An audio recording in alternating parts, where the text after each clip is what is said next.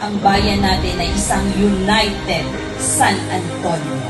Kaya naman, nandito na, pakinggan na natin ang nag-iisang kaibigan ng bayan ang hindi nakalimot sa ating lahat.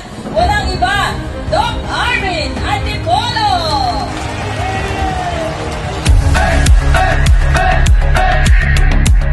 Doc Arvin, halina't sama-sama, tulungan natin siya para sa San Antonio.